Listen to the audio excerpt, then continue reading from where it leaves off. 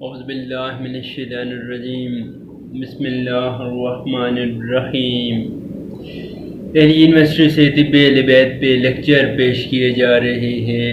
طب اہل بیت جو طب وحی پروردگار ہے، جس میں ہر بیماری کا علاج موجود ہے۔ آج جس بیماری پہ میں نے بتانا ہے وہ عموماً ہر بندے کو ہے، اور بہت سے بندوں نے مجھ سے ریکویسٹ کی ہے کہ ایک ویڈیو اس پہ بھی بنائی جائے۔ وہ یورک ایسڈ ہے، جیسے کہ نام سے ظاہر ہے یہ ایک کلمی چیز ہوتی ہے۔ تو اصل میں یورک ایسڈ بنتا کیسے ہے؟ پورین ایک نامی ایک کیمیکل ہے، پورین نامی ایک کیمیکل ہے جس کا کام ڈی این اے کی تشکیل ہے، ڈی این اے کو بنانا ہے۔ اور جب پورین جو میٹابولزم کی صورت میں ٹوٹتا ہے، اور جب وہ ٹوٹتا ہے تو گردوں کے راستے سے جسم سے اخراج ہوتا ہے اس کا، لیکن بعض اوقات یہ ہوتا ہے کہ زیادتی کی وجہ سے وہ بال خارج نہیں ہو جاتا، اور جب وہ خارج نہیں ہوتا تو اس کے جو کلسٹر ہیں، چھوٹے چھوٹے ٹکڑے ہیں، تو وہ جمنا شروع ہو جاتے ہیں۔ اور اس کی جو مین ابتدا ہے عموماً جو زیادہ تر بندوں میں پائی جاتی ہے، وہ پاؤں سے یہ سویلنگ، پاؤں کے جو انگوٹھا ہے اس میں سویلنگ ہو جاتی ہے، وہاں درد بھی ہوتا ہے، انگوٹھے کے ناخن میں بھی درد ہو سکتا ہے، تو وہاں پین ہوگا۔ اس کے علاوہ گھٹنوں میں پین ہوگا، گھٹنے میں اس کے تھوڑے تھوڑے کلسٹر جمع ہو جاتے ہیں، تو گھٹنے میں سویلنگ بھی ہوتی ہے، پین بھی ہوتا ہے، اور اس کے علاوہ پاؤں میں بھی سویلنگ ہوتی ہے، خاص کر جو انگوٹھا ہے پاؤں کا اس میں بھی سویلنگ ہوتی ہے، درد بھی ہو جاتا ہے، کیونکہ یہ کلسٹر جو چھوٹے چھوٹے ہیں تو یہ اس میں جمع ہونا شروع ہو جاتے ہیں، جم جاتے ہیں۔ اسی طرح شروع میں یہ پاؤں کو متاثر کرتے ہیں، پھر یہ ٹخنوں کو گھٹنوں کو متاثر کرتے ہیں، اس کے بعد یہ کڈنی کو بھی بہت متاثر کرتے ہیں، کیونکہ کڈنی کے راستے ان کا کام باہر نکلنا ہے، کڈنی کے راستے یہ باہر جاتے ہیں، اور جب باہر نہیں نکل سکتے تو کڈنی میں جمع شروع ہو جاتے ہیں، جمنا شروع ہو جاتے ہیں، جس کی وجہ سے کڈنی میں انفیکشن ہوتا ہے۔ اور بعض اوقات یہ ہارٹ کی جو وال ہے، ہارٹ کا جو وین ہے اس میں جمنا شروع ہو جاتے ہیں، جس سے ہارٹ کی بیماریاں، اگر کوئی ہارٹ کا جس کو مسئلہ ہے تو وہ زیادتی کا باعث بنتے ہیں۔ اور ریسنٹ تحقیق جو کی گئی ہے اس میں یہ بھی آیا ہے کہ آنکھ کے جو وین ہیں اس میں بھی یہ جمنا شروع ہو جاتے ہیں، جس کی وجہ سے انسان اندھا ہو جاتا ہے۔ اسی طرح یہ آہستہ آہستہ تمام جسم کے تمام آرگن کو متاثر کرتے ہیں۔ نیپولیم جب ٹوٹتا ہے، ٹوٹ کے باہر نہیں نکل پاتا، جس کی وجہ سے یہ کلسٹر بننا شروع ہو جاتے ہیں۔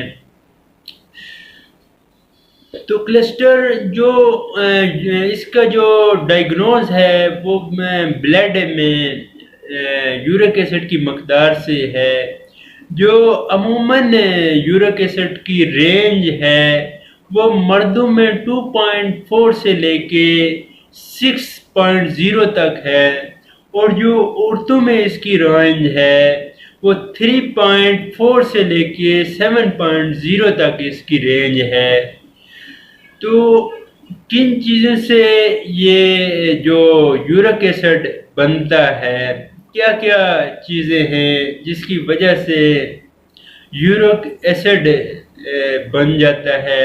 دیکھیں، طب اسلامی میں وجوہات، جو 5 وجوہات بیان کی گئی ہیں، طب اسلامی میں 5 وجوہات کی بنا پہ یہ نقرس جو گٹیا یا کہ یورک ایسڈ ہے یہ بنتا ہے۔ ایک گائے کا گوشت، جیسا کہ حدیث میں بھی ہے کہ گائے کا گوشت بیماری ہے، اور اس کا جو دودھ ہے وہ دوا ہے، اور اس کا جو گھی ہے وہ شفا ہے۔ تو گائے کا گوشت کھانے سے یا جو عموماً جو دوسرے جانور ہیں ان کا گوشت کھانے سے، چونکہ روزانہ گوشت کھانے سے منع کیا گیا ہے، تو جب جو انسان روزانہ گوشت کھاتے ہیں تو ان میں یہ یورک ایسڈ کی بیماری زیادہ ہوتی ہے، جس سے گھٹنوں میں سویلنگ ہو جاتی ہے، درد ہوتا ہے، انسان کے پورے جسم میں بھی درد ہوتا ہے، پاؤں کے انگوٹھے میں سویلنگ ہو جاتی ہے، درد ہونا شروع ہو جاتا ہے۔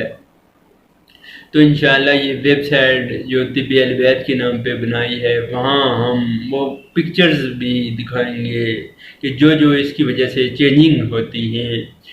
تو طب اسلامی میں 5 وجوہات ہیں۔ ایک، گوشت کی وجہ سے، زیادہ گوشت کھانے سے یہ یورک ایسڈ بڑھ جاتا ہے، اور اس کے علاوہ مچھلی اور انڈا گٹھا کھانے سے منع کیا گیا ہے، اور جو لوگ مچھلی اور انڈا گٹھا کھاتے ہیں یا مچھلی اور انڈا زیادہ کھاتے ہیں ان میں بھی یورک ایسڈ بڑھ جاتا ہے۔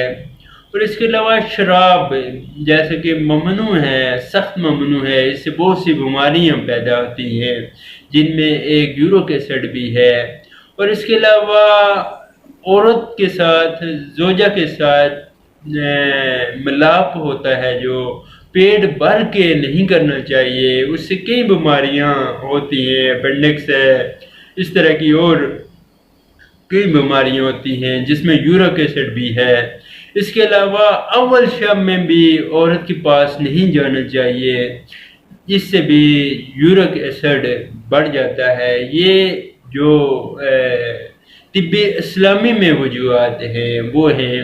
ویسے فاسٹ فوڈ ہے، فاسٹ فوڈ میں جو بھی چیزیں آتی ہیں اس سے بھی یورک ایسڈ بڑھ جاتا ہے۔ کیمیکل والی چیزیں جیسے چاکلیٹ ہو گئی یا جو عموماً ہم کھاتے ہیں، شوگر ہے، وائٹ شوگر ہے، اس سے بھی بڑھ جاتا ہے۔ اسی طرح پنیر ہے یا آئس کریم ہے تو اس سے بھی بڑھ جاتا ہے، اور سولڈ آئل وغیرہ جو ہیں اس سے بھی بڑھ جاتا ہے۔ اسی طرح بنانا نہیں کھانا چاہیے، اور آلو نہیں کھانا چاہیے۔ گوشت جن چیزوں میں آئرن ہے ان چیزوں سے اجتناب کرنا چاہیے۔ گوشت ہے، دالیں ہیں، اور کچھ سبزیاں بھی ہیں جیسے مشروم وغیرہ ہے، وہ بھی نہیں کھانا چاہیے۔ اب اس کے مختصراً علاج کی طرف آتے ہیں۔ طب اسلامی میں اس کے جو علاج بتائے گئے ہیں، ایک تو انجیر کھایا جائے۔ یہ جو انجیر ہے اس کے بہت سے فوائد ہیں، طب اسلامی میں اس کے بہت سے فوائد ہیں۔ بلغم کو ختم کرتا ہے، ہڈیوں کو مضبوط کرتا ہے، اور بالوں کو اگاتا ہے۔ اس کے بہت زیادہ فوائد بیان کیے گئے ہیں۔ اور جو دوسری میڈیسن ہے وہ طب البیت میں شطرج ہے۔ یہ جو شطرج میڈیسن ہے طب اسلامی کی، طب البیت کی، یہ استعمال کی جائے تو یہ بھی بہترین ہے۔ اس میں لکھا بھی ہوا ہے، درمان درد آئے مفاصل، آب اردن موصل و درمان نکروس اسی یورک ایسڈ کو کہتے ہیں، یہ استعمال کی جائے۔ اس کے علاوہ حجامت ہے، حجامت کی جائے۔ اور جو طب سنتی میں جو علاج بتائے گئے ہیں ان میں کھانے سے پہلے جو سیب کا چھلکا ہے، دیکھیں امام جعفر صادق علیہ السلام فرماتے ہیں کہ جو بھی پھل ہے اس کا جو باہر والا چھلکا ہے اس کو اچھی طرح دھو کے استعمال کیا جائے، لیکن جس طرح ہم پھینک دیتے ہیں وہ نہیں کرنا چاہیے، چونکہ اس میں بہت سے خواص ہوتے ہیں۔ تو اسی طرح طب سنتی میں بتایا گیا ہے کہ جب سیب کا جو چھلکا ہے اس کو ابال کے کھانے سے پہلے استعمال کیا جائے تو یہ یورک ایسڈ کے لیے بہت ہی مفید ہے۔ اسی طرح انگور ہیں یا برگ انگور، جو انگور کے پتے ہیں، ان کو بھی استعمال کیا جائے، یہ بھی گٹھیا کے لیے بہترین ہیں۔ اگر انار ہے، آب انار کے ساتھ استعمال کیا جائے تو اس کے فوائد زیادہ ہیں۔ اسی طرح گاجر ہے، گاجر کو استعمال کیا جائے، کھایا جائے تو وہ بھی یہ گٹیا کے لیے بہترین ہے۔ اسی طرح لیمو ترش جو ہے وہ استعمال کیا جائے، وہ بھی یورک ایسڈ کے لیے طب سنتی میں جو ہے، طب اسلامی میں نہیں کہا گیا، طب سنتی میں ہے کہ وہ استعمال کیا جائے۔ اس کے علاوہ آلو بخارا روزانہ رات سونے سے پہلے 7 آلو بخارا کھا جائیں۔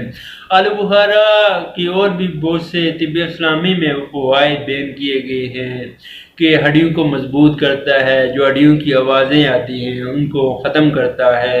اس کے علاوہ سماک ہے، وہ استعمال کیا جائے، وہ کھایا جائے۔ اس کے علاوہ کاسنی کو ابال کے استعمال کیا جائے، یہ یورک ایسڈ کے لیے بہترین ہے۔